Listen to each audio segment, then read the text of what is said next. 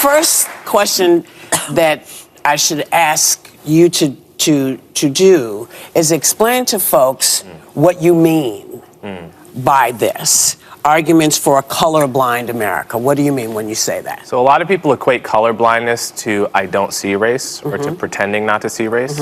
I think that's a big mistake. We all see race, right? And we're all capable of being racially biased, so we should all be self-aware to that possibility.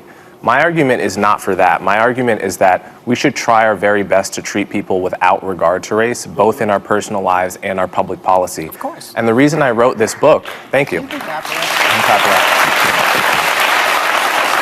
The reason I wrote this book is because in the past 10 years, it has become very popular to, in the name of anti-racism, teach a kind of philosophy to our children and in general that says your race is everything. Right? And I think that is the wrong way to fight racism, and that's why I wrote this book at this time.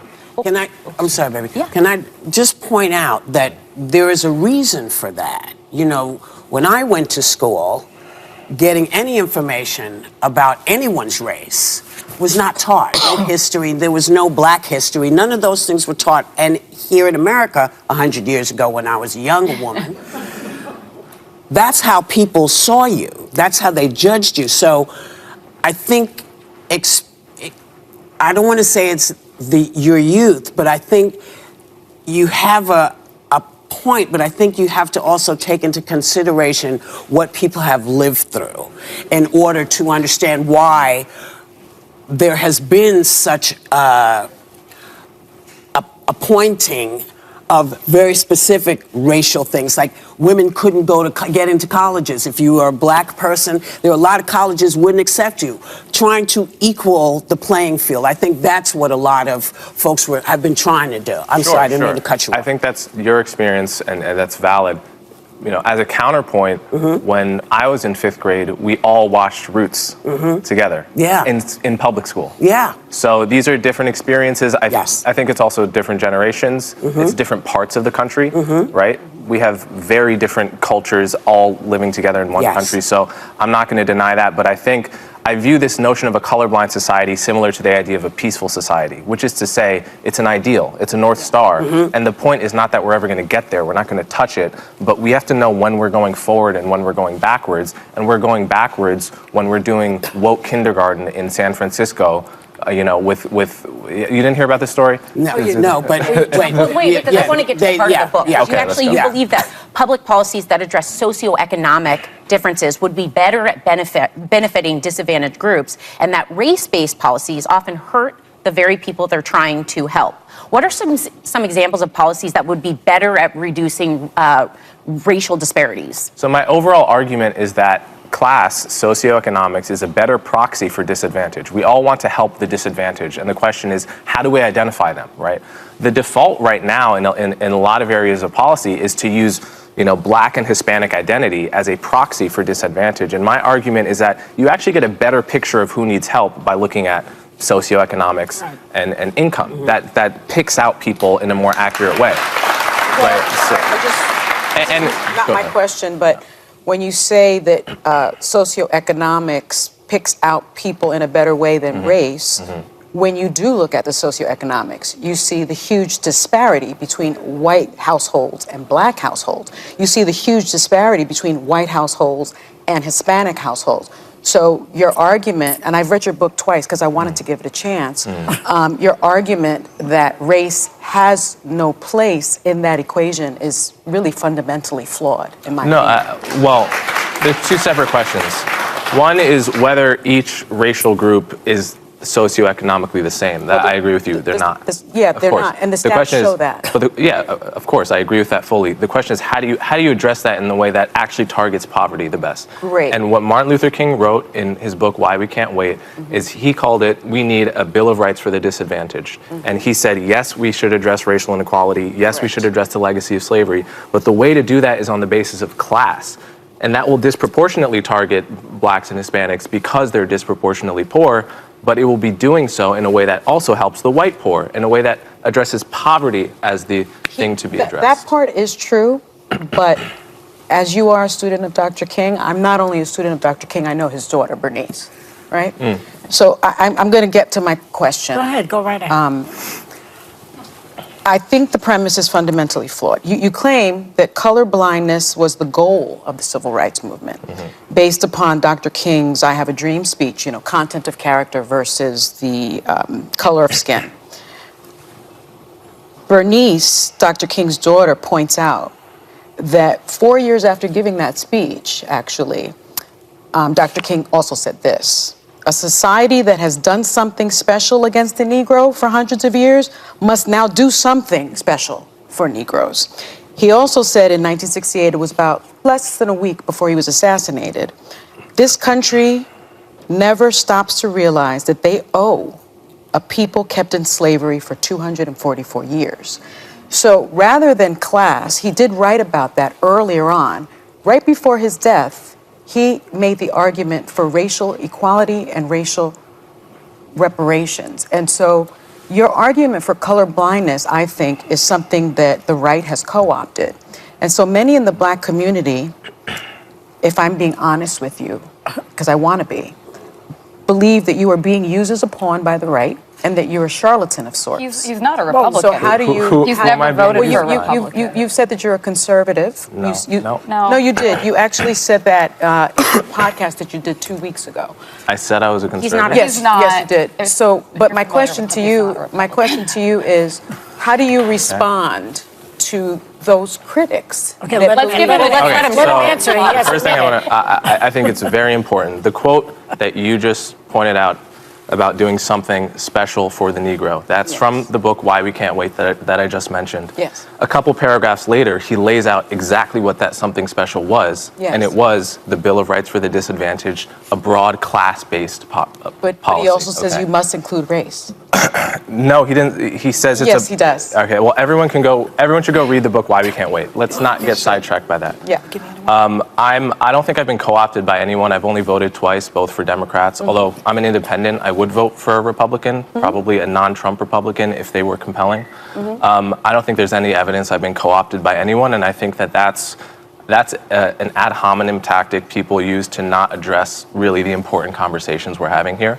And I think it's better, and it would be better for everyone if we stuck to the topics rather than make it about me with no evidence that I've been co-opted. I want to give you the opportunity to respond to I appreciate the criticism. I appreciate it. There's no evidence that I've been co-opted by anyone. I have an independent podcast. I work for CNN as an analyst. I write for the Free Press. I'm independent in all of these endeavors, and no one is paying me to say what I'm saying. I'm saying it because I feel it. Yeah. Alyssa. Welcome back to Breakdown Friday. Joseph Ward, Professor Carl, Tone Jones, Patrick Irvin, and we are here breaking down the brother Coleman Hughes and his views on race and racial politics, coming from his own thoughts and also his book, The End of Race Politics. We're getting into colorblindness, having a colorblind society. What is a colorblind society? What does it mean to have a colorblind society? And the ultimate question: is class more important than race, especially for Black people? Is class more important than race? So, PC, man, we'll start with you.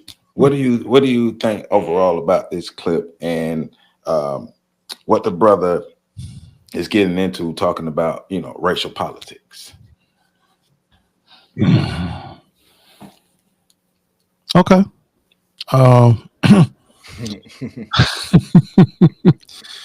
I think racial politics is a very important conversation. So the fact that he's mentioning it and talking about it, I think is good for that part, because it's something we don't spend enough time on. And that's why fellow generations and generations that follow other generations, older generations, newer generations, seem to stumble upon the same mistakes that older generations made when they think that we can just wander into this raceless utopia. And in this particular utopian society, we can everybody can just erase all the bad feelings and start off at ground zero. And unfortunately, it doesn't work out that way. And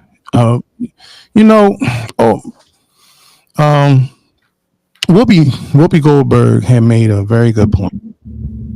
You don't discount people's lived experiences when you bring things like this into when you bring topics like this to the forefront. And especially when you're 28 years old, you don't, and I'm not saying you can't learn this, no, but you don't even have enough lived experience to make that assertion that we can actually get to the point where we can bypass all the different things that happen across racial lines based on racial differences. Oh, because he watched Roots in the 5th grade. Yeah. Yeah, I was gonna get to that. That's definitely at the top of my notes.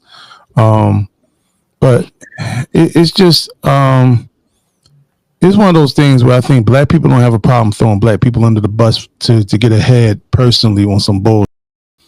And that's what we see here, especially young blacks who this last generation, I guess he falls under Generation Z, is it? Or is he one of y'all? Pat didn't you say he was what, 28?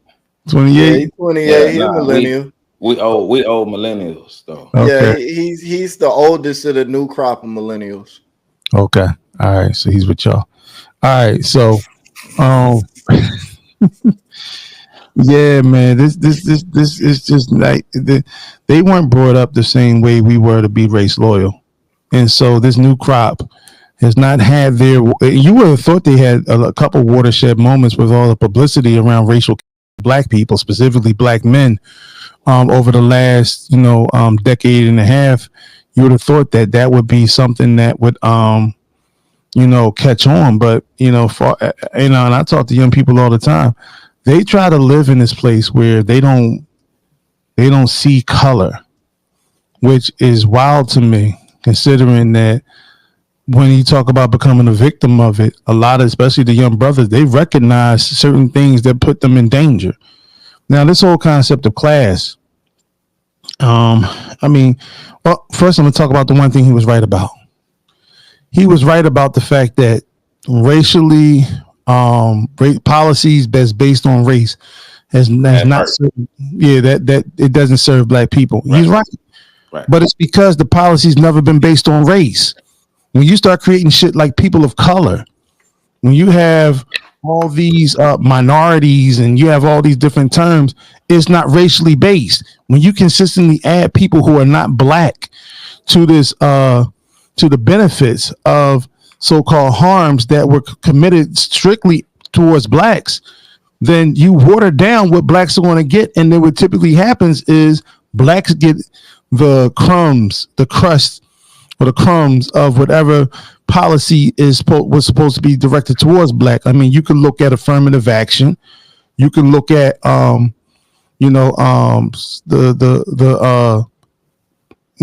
urban renewal contracts. You can look at, it's all austerity, in regards to how black people are the face of it, but black people never benefit from it.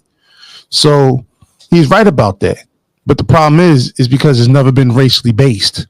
As soon as you identify something as racially based, the first people to get scared are black people in power, black people who are political or politicos, or black people who have money, because they're afraid that the faucet from white folk is going to get cut off. And to be clear for those, when he's talking about racially based, he's talking about the overall outcomes didn't benefit black people like it was said to be. So right, yeah, we were on the poster, but we weren't behind the poster. We didn't get what came with the poster. The name was on it, but Right. So he mentioned Roots as if it was some significant historical document. In fact, especially now what we know about Roots, that the shit wasn't even a real story, but it was a one freaking family. See, you ain't recognizing that man's experience, bro. 5th grade, bro. Think about it. Think about what you was watching when you was in 5th grade, bro. You know what I'm saying? You weren't watching Roots, bro. You watched, bro. Roots was a groundbreaking movie that changed that man's life, bro. I'm just saying. Why I wasn't watching in the 5th grade? Because the shit was on TV. I didn't have to watch it in school. I'm just saying though, bro. But the fact that teach any black history when I was going to school, that was our problem. Teachers who may have been black, white, or whatever, though, they show Roots, bro. So when you show, because think about what Roots are. Roots are connected, right?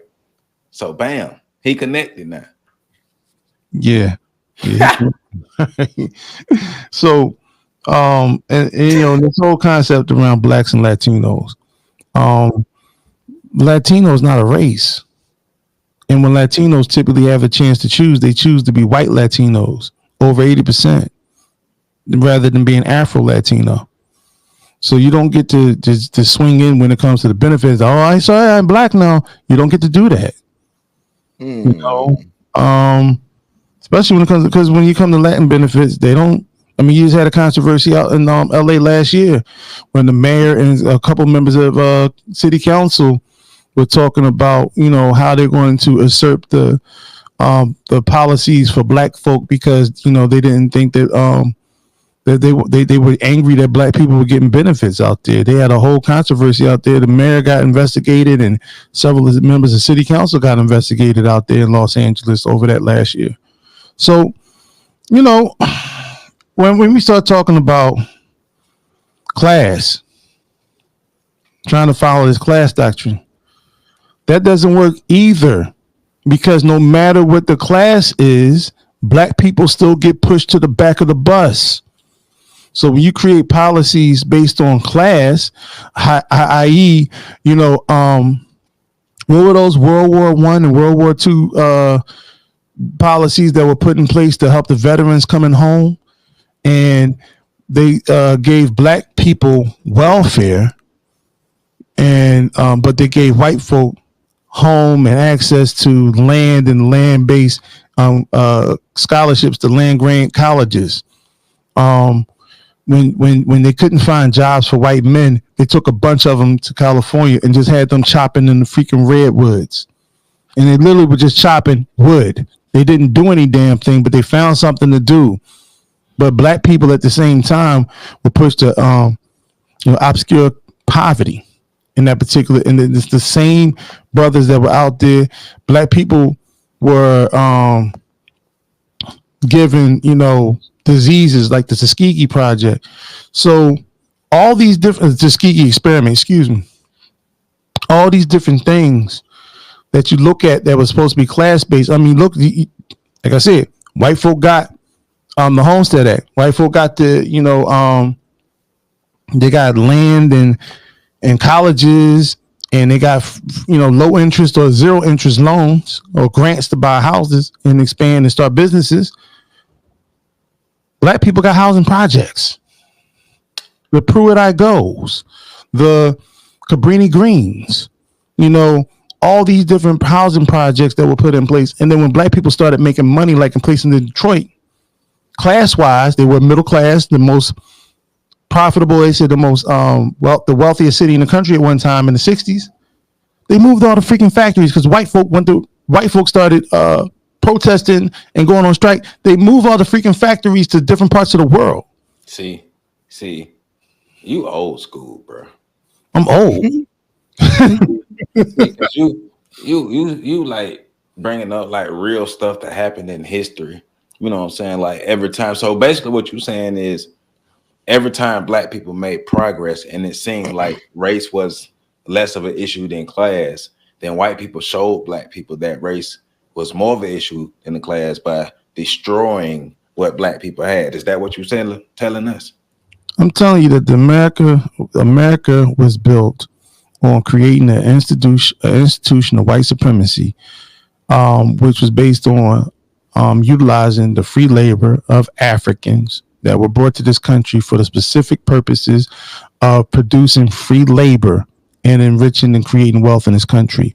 I'm saying that at no point in time in this country has America ever considered a future, a present, past, or future where black people will actually be given the opportunities to actually live in this country to a point where you can actually look at the situation from a colorblind status. One more thing. Nah, hold on.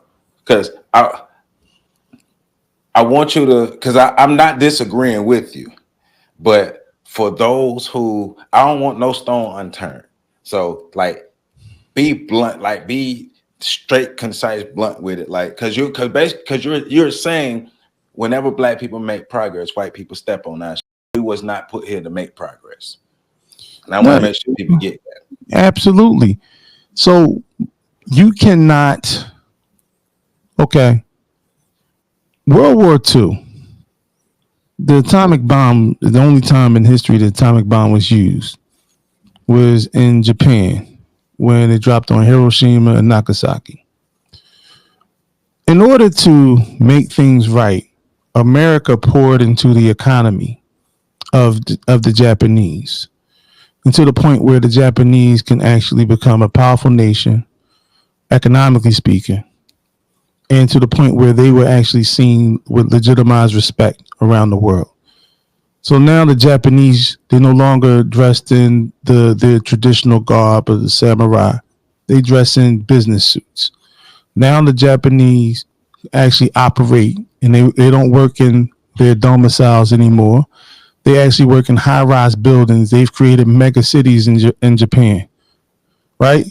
So in other words, they've repaired the damages as much as possible, because you can't undo dropping two nuclear bombs and all the radiation, the what do they call it, the output or some shit like that. You can't replace that, the damage that was done with that. But they did do what they can to repair that nation. Black people have not been repaired. And even when black people said, we don't need your reparations, we'll build our own, you celebrate every year the demise of one of the most powerful financial black institutions this country has seen, and that's Tulsa, Oklahoma, 1921. We celebrate that every year. We call it an anniversary. The demise. So we're reminded of that. We're reminded of the demise and the fall of our scholars who pushed for that. Dr. King pushed for a class revolution that was going to take place when he went to Tennessee and we went to Memphis. That was all about, getting more push behind his next march on Washington, where he was demanding reparations, but also he identified it as a class struggle. And one last thing, Joe. I know you. No. I'm letting you finish, but you make me think of some shit. Dr. King's last conversation with his good friend Harry Belafonte, right before he went to Memphis, he said, "My dear God, I think we've marched our people into I've led my people into a burning house, which is America." Since the young brother wanted to quote Dr. King so much. But the problem with quoting Dr. King is people act like Dr. King's views did not evolve. Exactly. He evolved. That wasn't his rhetoric toward the end of his life. Right. Well, that's people still live off his "I have a dream" speech. Right. What? And they only live off of like 4 sentences in that whole damn speech. The speech was over an hour and a half. Listen to this.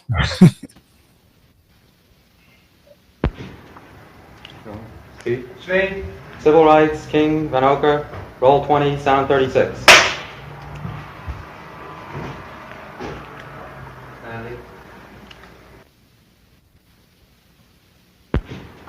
Dr. King, this church is as good a place as any to go back over your commitment to the civil rights movement.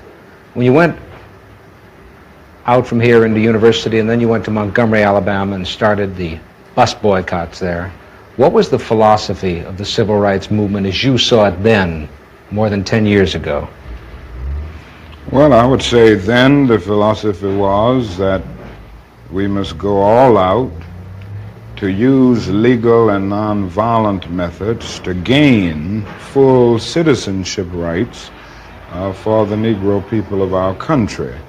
Now, of course, that particular struggle and that philosophy centered on breaking down all of the barriers of legal segregation. So I would say that in that period, the basic thrust for the gaining of citizenship rights for Negroes was to end the humiliation surrounding the whole system of legal segregation.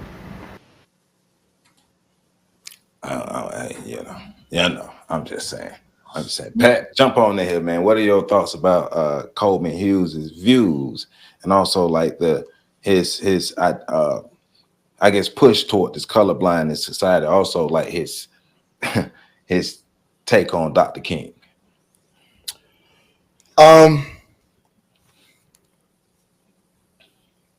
He sounds like a very intelligent young man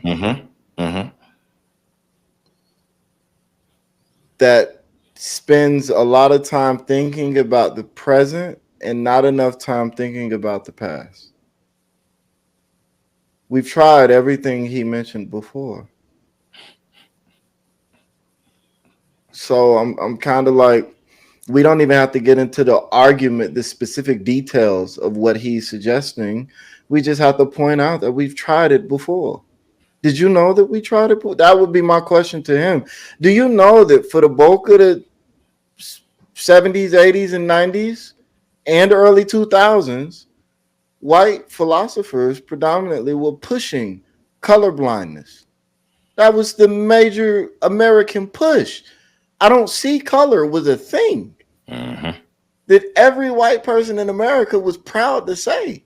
Well, he said he had a different definition for colorblindness, where you're not judged on your color versus. But I'm like, but that's you can't do that though. You can't just create your own definition for colorblindness and try to say we got to push back toward this and go toward this. Like this is what America really is.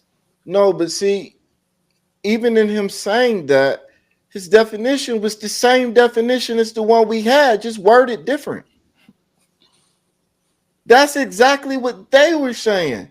I treat you like a person, regardless of color doesn't influence me at all. Isn't that basically what he said? Yeah. Color has no bearing? Right. We should move to an idea where color doesn't matter. So that's what they were saying. So you, again, no thought of history because you think that you've come up with something new and you haven't. And not only is it not new, it's not innovative, it's not exciting. And so then we run into the problem where you don't even understand why Black people are saying that you're being used as a tool. Because you're like, I've never voted. Who said anything about how you vote? So in order for me to use something to beat in a nail, it has to register as a hammer. I can't use a shoe. I mean, it's still a shoe, but it does what the hammer does. Oh, no, we can't do that.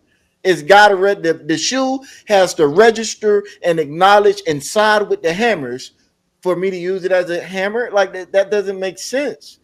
It doesn't matter your political affiliation. It doesn't matter you're espousing the same rhetoric that they have espoused. So then after we get off of that and we acknowledge that, like, and again, I'm not the young man seems very intelligent. Yeah. He just seems very poorly researched. So after we move off of that, we move into an area of, okay, so now we know that what you're saying isn't new.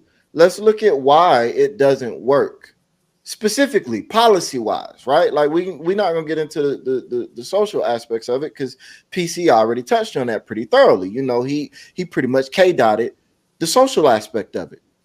So we're gonna get into the more the policy side of it. Let me give my own rendition of Euphoria.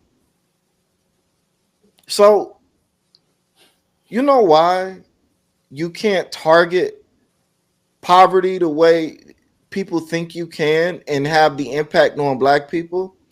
Is because the most impoverished regions in the country are rural areas dominated by white people. Black people tend to group together in cities, metropolitan areas, where the standard and quality of living is higher, and that pushes the floor up. So comparatively speaking, Black people are being treated like trash. They're being viewed as trash. Their experience is trash. But when you just look at the economics of it on paper, they look better off than little Timmy that grew up on a farm with 1 cow and 2 sheep. That's why the policies don't work. Because when you try to break it down numbers wise and say we're just going to target impoverished areas, you end up targeting primarily white areas where they don't have a lot of capital, but they own a lot of land and they have a lot of non-liquid assets. So poverty doesn't work as a determinant in the way that you think you can. You can't be laser focused without the lens of race. That's why now we've gone into this newer area. See, we don't go backwards, we go forwards. We've gone into this newer area of figuring out how can we target while also focusing on race. And this whole concept of identity politics, race-based politics, it's all foolishness anyways, because every politic is identity. Every politic is race-based. The only people that have the luxury of saying, I don't practice race-based politics is conservative, wealthy white people. And that's because their politics are the standard politics of America.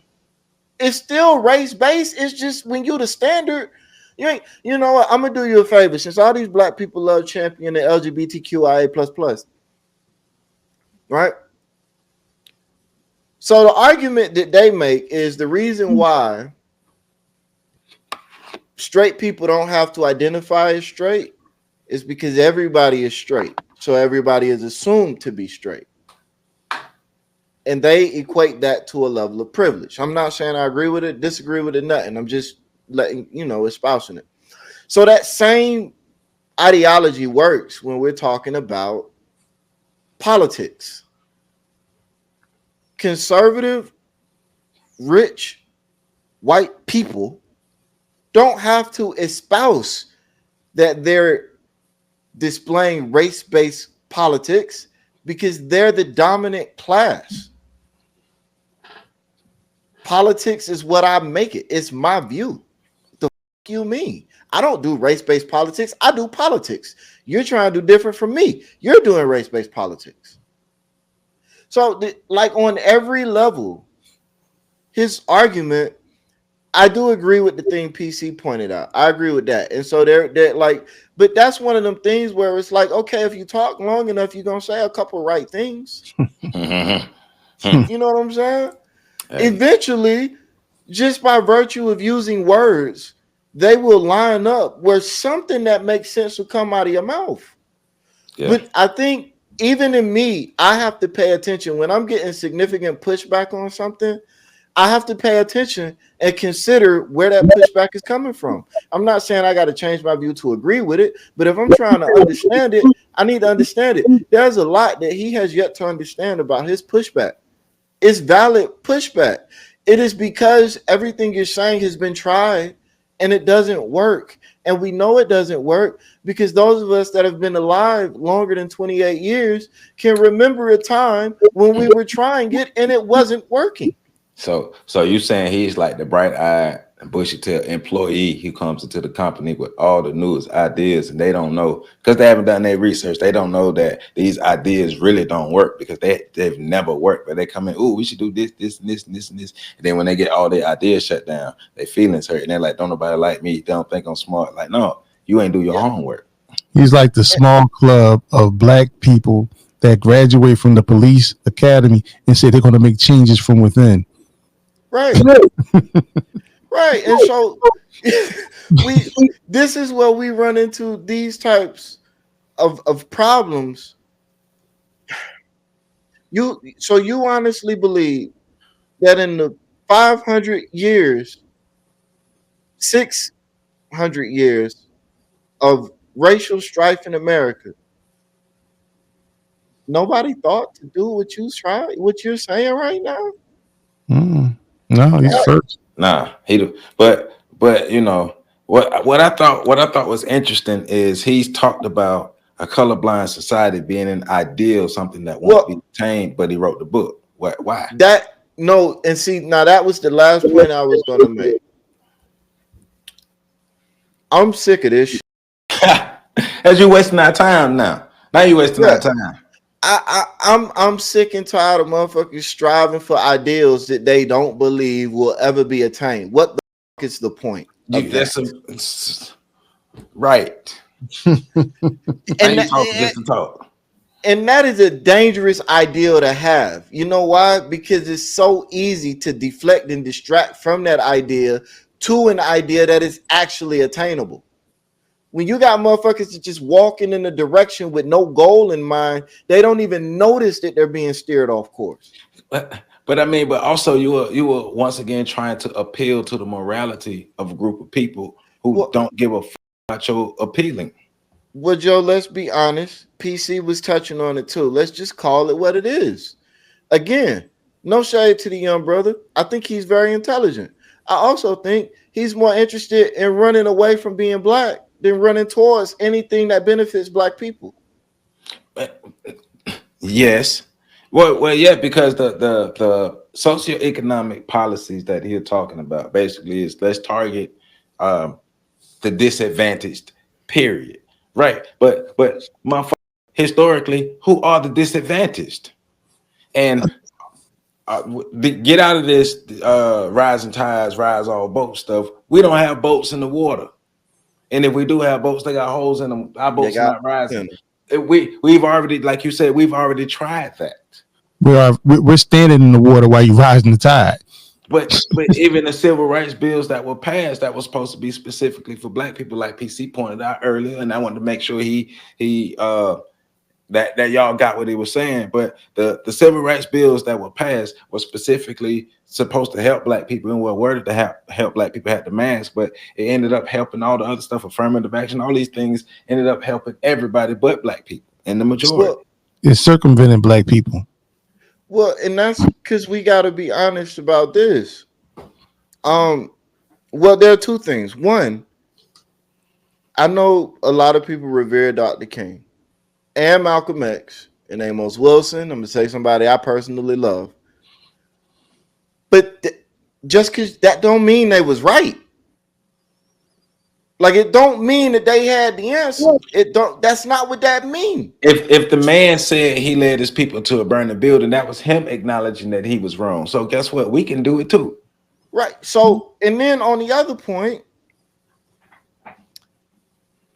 if you're not going to address the power dynamic that is in control of how resources are distributed and how policies are passed, a policy is never going to be the answer. Because it's always going to be colored through the pipelines that it flows through. Which is, Pat, again, why we have to focus on race right now.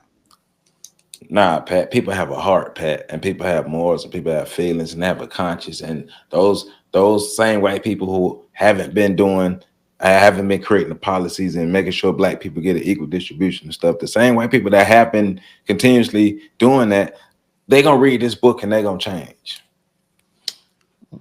Yeah. Okay. Yeah. Here's something that all authors need to understand. The only people that read your book are the people that are already interested in it. You're not going to change the conversation through a book. And I'm saying that as an author myself. This is something that you got to be real about. A market that would actually benefit from reading his is not going to read his because they're not interested in his. They don't have to read because they have the power.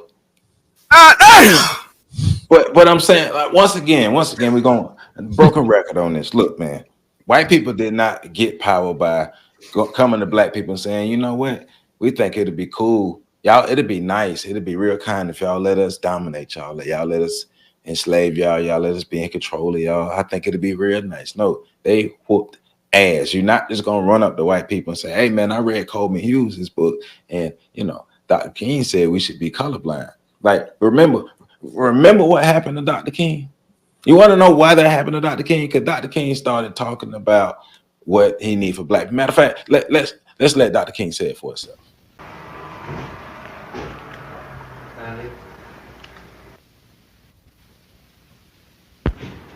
Dr. King, this church is as good a place as any to go back over your commitment to the civil rights movement.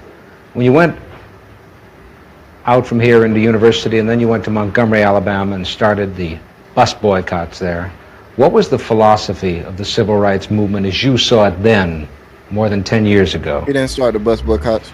Well, I would say then the philosophy was that we must go all out to use legal and nonviolent methods to gain full citizenship rights for the Negro people of our country. Of course, that particular struggle and that philosophy centered on breaking down all of the barriers of legal segregation. So I would say that in that period, the basic thrust for the gaining of citizenship rights for Negroes was to end the humiliation surrounding the whole system of legal segregation. So we don't have to go around with Dr. King. You hear it out his mouth. Oh, you saw that intense look on his face, like when the slap bull.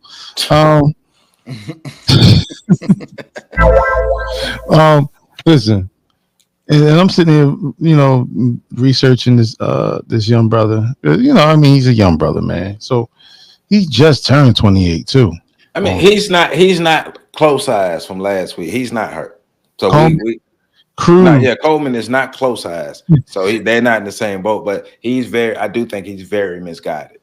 Well, his middle name is Cruz, so Coleman Cruz. They might be speaking at the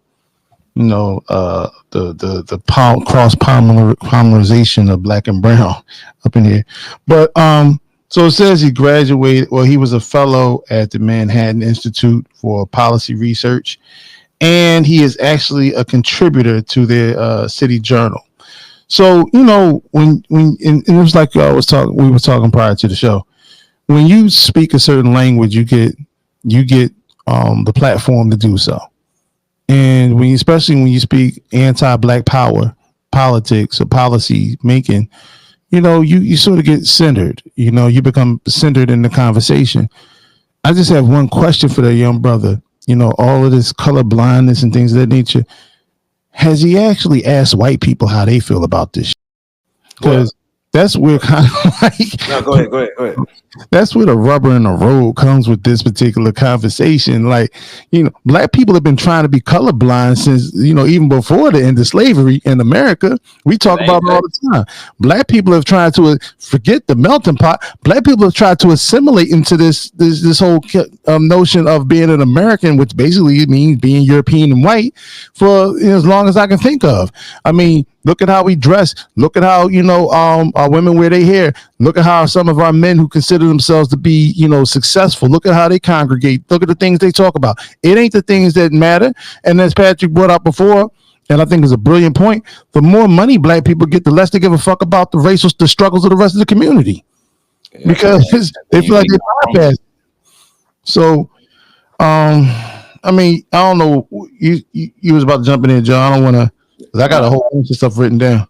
But there's been off what you're saying. When you estrange yourself from the black community, you become vulnerable. You become vulnerable to anything that white people or any other people want to do to you. But also, these talks they're the exception of the rule. Hey man, and then you see what happened to a lot of these exceptions. They get ran out of their places, right? So I'm going to put the link to the full video in the description. But if you watch further in the video, he talks about how there has, since 2013, there has been a rise in racial tensions, a rise in negative racial views. He says he blames it on social media. I don't. We've said it before, PC, me and you talked about this, and Pat, we've all talked about this. But remember when I used to tell y'all about before 2013, when I used to be, when I was working at the health department, and on lunch, I would be listening to the radio, and I would tune in to the racist white people stations, and they're talking to this white supremacist rhetoric, and this is prior to 2013. And so let's just be real, like social media and Trump didn't do nothing but create momentum and atmospheres for this old school white supremacy to rear its head, because white supremacy has refined itself. It has transformed. It's not supposed to look the same, but every now and then, old school white supremacy rears its head, and it ain't going nowhere. It's been bubbling underground. They just had the chance to come up. Man, they have been mad since Ruby Ridge, the Ruby Ridge incident, I believe, out in Colorado, if I'm not mistaken, and I believe Ruby Ranch was in Colorado. It might be a different state out there in the Southwest, and Waco. They have been putting instructional videos on preparing for the race war for the longest. So, what he's really talking about is black people. Because 2013 was, the trial of George Zimmerman for murdering Trayvon Martin. And that's sort of like gotten a recent rise out of black people to see that we're in Jim Crow 2.0. And that's when your girl dropped the book, the new Jim Crow, around that time. Yeah, Michelle Alexander, shout out. I don't know her. I just want to be clear because it's assumed I know everybody. I don't know her, but listen, man. Like for the colorblind society to work, are we going to stop racially profiling people then? Like I said, this is a conversation. He needs to have a fireside chat with white folk, especially because he might not be speaking it or spewing it, but he did come off as more so like, I won't say he came off as conservative. He came off more so ignorant. Well, yeah, but also but more so he came off as like a moderate in that particular, if I had to juxtapose the two. He watched Roots. He's well prepared. But when we start talking about like because Pat brought up some real good points too. Pat's always bringing up good points. Both of y'all do. But the point about the bringing these resources and you want to make it a policy thing to address the poor. You got it when that happens. There's America goes to war on everything. You had the war on drugs, which really was, Nixon was even heard on tape saying that's the war on black people. We need to call it the war on drugs. That's policy. And that's policy that was used to actually destroy the black community. And we already know the Iran-Contra affair, how that policy went into place and how, the destruction of the black community through the cells and the uses of crack cocaine was used to fund wars in Central America and send missiles to Iran. So we know that Tennessee, Kentucky, Alabama, and Mississippi are the 4 poorest states in the country. You can throw in West Virginia anytime you want to. But these are the poorest states in the country. But the majority of the population in those countries are still white. And in Louisiana, you can throw Louisiana in it. But I threw Mississippi in there because we had policy in Mississippi over the last 2 years that you've seen in action.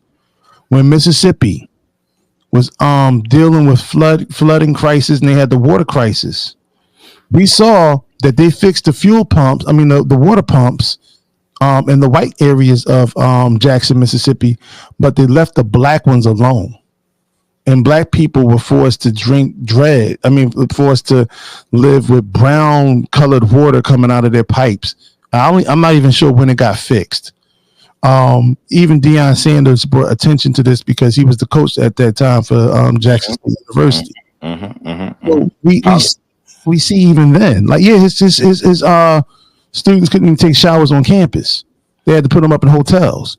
So, we see how when you talk about this, how uneven the scale of policy even is in this regard. We have, because I wrote something down. There's this thing when you consider policies and laws, there's a letter of the law, then there's the spirit of the law. I know I used to teach this. It's a civics lesson. And the policy of the letter of the law basically states that the law is written and is across the board for everybody to follow, to be implemented and by law enforcement, legal means. But then there's the spirit of the law. Why was the law crafted? And what purpose was the law crafted? So when you start talking about the 3 strikes rule, the 3 strikes rule was supposed to be for everybody. But who did it affect the most? This is policy that we're talking about. When you talk about mandatory minimums, who did it affect? Because this is policy. Remember, these are laws and policy put in place that's not supposed to have a name or face on it, but the spirit of the law, it was written for a certain reason. But who create policies and who determines which policies are going to be passed? Well, even when they're passed, is stop and frisk was for everybody. But 5 out of 6 people that got stopped and frisked were Black and Latino boys. Because of this word that started with a P and end with an R. Oh, I thought you were going to say P and N with a Y. But that's power. But I mean, ultimately, right? Because like you're saying, that's an example. So stop and frisk was a policy that was created supposedly for everybody. But the group that was in power was able to use their power to only stop and frisk the most disadvantaged group that they were around, right? And even for policies to get considered or even passed, that has to come from a group of people who have power. We've seen policies, we've seen groups of people who are not Black who get policies passed for themselves, but they have power. We're the only group who has to beg and hope that policies get passed for us by dominant groups. And then once they get passed, we have to hope that they get upheld because we don't have the power in place to either get them passed or to make sure that they're enforced. We have to remember that you can't just go around throwing out policy. You have to have something to make that policy work. Well, I just want to go back to him real quick. Because I also think there's an interesting thing here, right? If he said what you said he said, I didn't listen to the clip again, and I'll be honest, I'm not going to. So 2013 was the rise. He said rise in racial tension. Yeah. No, see, even in that, brother, you're wrong. If you want to pinpoint a specific spot that you could say kind of really put a oomph under this shit, it would be in 2008. You were alive then. You should know. Everybody knows what happened in 2008. What? Tell them what happened. I mean, yes, we can, and yes, we did. Nah, it wasn't. He said it wasn't because of Obama. It wasn't because of Trump. That's what he said. He literally said that in the clip. No, I'm sure he did. But this is why I'm saying I don't think he pays a lot of attention to history because the stats are there. After the election of Barack Obama, race-based crimes tripled. The election of Barack Obama, the election of a non-white man, was the catalyst for all of this shit, including, and this is just my opinion, the 2012 incident which resulted in the Trayvon Martin situation. What social media existed in 2008? Oh, social media goes back much farther than the 2000s. No, but I was on Black Planet in the 90s. But his thing is it's not Obama, it's not Trump, it's social media, it's the use of social media. So, but that's where he's showing that he's not a real person. And what I mean by that is you're not in the real world. He lives his life on the internet. He doesn't see the correlation between what's on the internet and what's happening in real life. See, people oftentimes bring the way they are in real life and display it freely on the internet. But a lot of times that's who they are in real life. All of these rallies, these incidents, all of that stuff is also spurred by real life happenings. You miss those real life happenings when you're not a real person. Go outside, brother, touch some grass. Hey man, it didn't happen in his world that way, Pat. I'm how many times I got to say Okay, hold on. You're right. Because we got to remember. So he was born in 96. So in 2008, he was 12.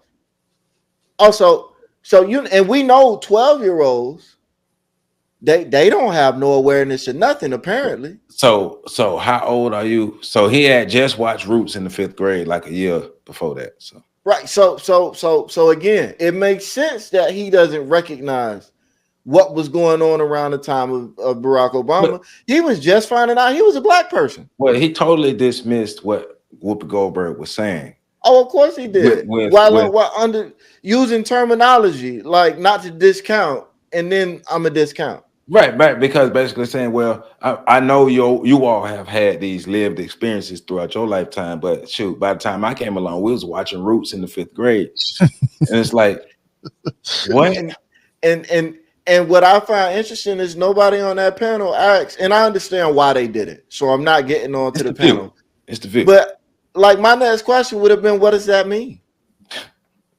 But how does that denote racial progress when you follow that up when later on in the clip you talk about the rise in racial tensions? So when I was growing up, we had Checkered Day, where the black kids used to beat up the white kids. Yeah. Does that mean that black people where I grew up had all the power and authority and control because they could terrorize the white kids for one day? Or does that mean that if you was a white kid, one of the 1 or 2 or 3 that was unfortunate to be in an all-black school, you had to deal with some issues that one day of the year because the other days of the year you got left the fuck alone? Like what are we saying? We can say a bunch of different things with words. That's how they work. Then we talk about outliers last week or the week before, how outliers are more important than the rule. Well, what he would say to that is y'all actually were living incarnate of the purge on that day. You must ain't watched the Purge, bro. The real Purge. You know? He ain't seen the Purge either. First Purge movie came out, he was too young. And for all the young people that might catch this is why older people say you don't know because you don't. It's not your fault though. We're not blaming you for it. PC can tell stories right now that I don't know about because I wasn't there. And I gotta give him the respect and give him the, you know what I'm saying, the deference in those regards. You sitting on a panel with a bunch of women that are all of them are a lot older and more experienced than you, and they're telling you you're off the mark. No, I ain't. I watched Roots in the 5th grade, and my experiences and everything that I've seen. Plus, I studied policy. I wrote articles and I do all these things, and I wrote a book. So you know what I'm saying, the end of race politics. So I know what I'm talking about. Because remember, it start with an R and the end with an S, and it rhyme with scoots. But you know,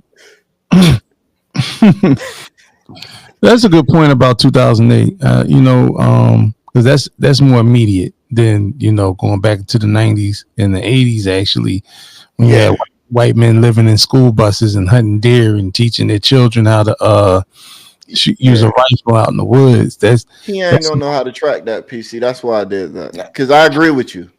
But it's like even from 2008 to now, why do you have to advocate for policies for black people? Think about it.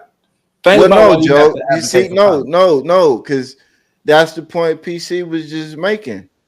He don't remember. It's more 2013 is more real for him because he was aware.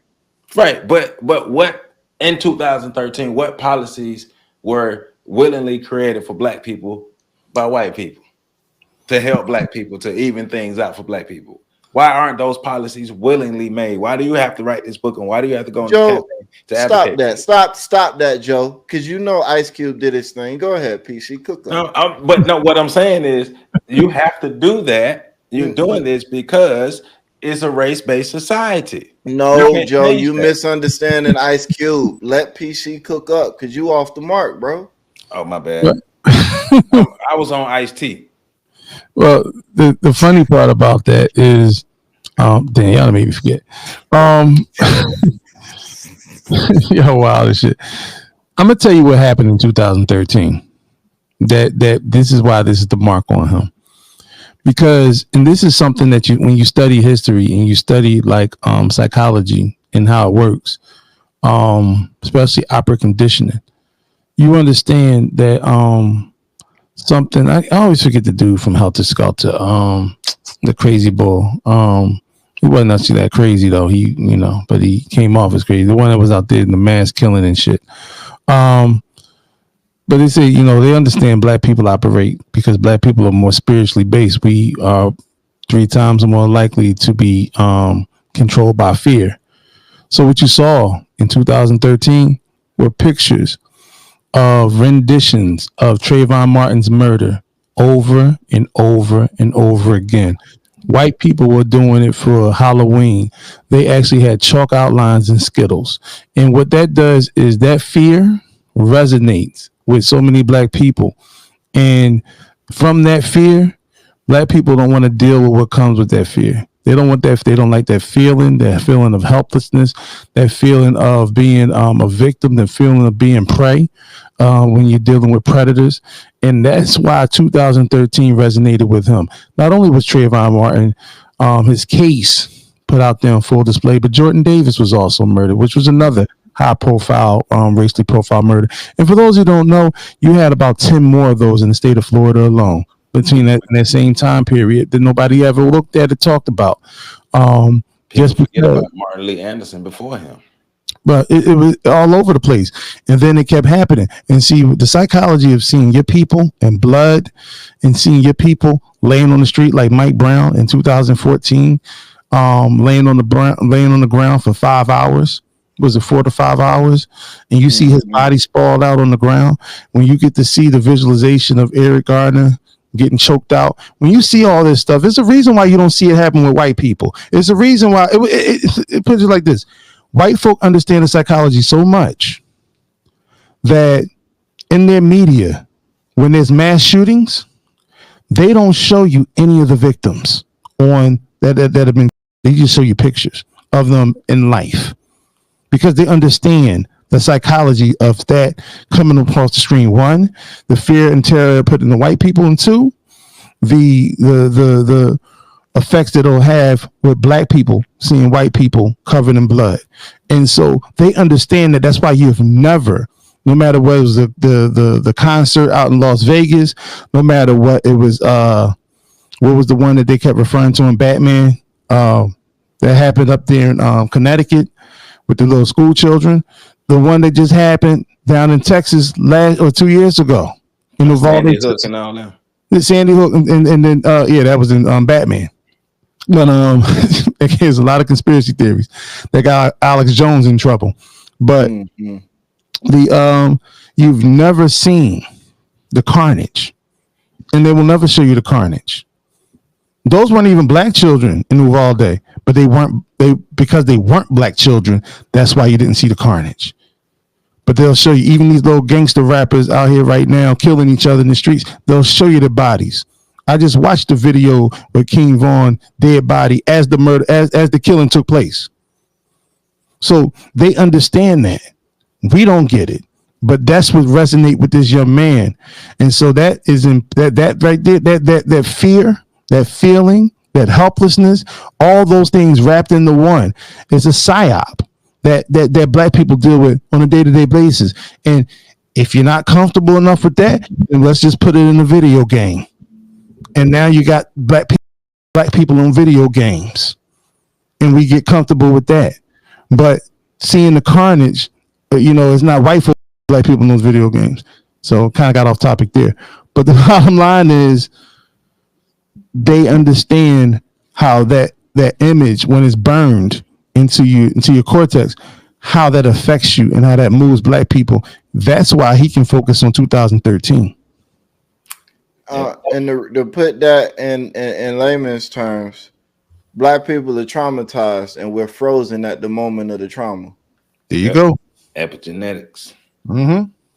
So yeah, we continue to pass that down, and we continue to operate the way we operate. But remember, a powerless people operating from a powerless place, looking at a group of powerful people, and this group of powerful people has a history of dominating this powerless people, but yet this powerless people somehow has hope that the powerful people will gain some kind of moral conscience and treat them better.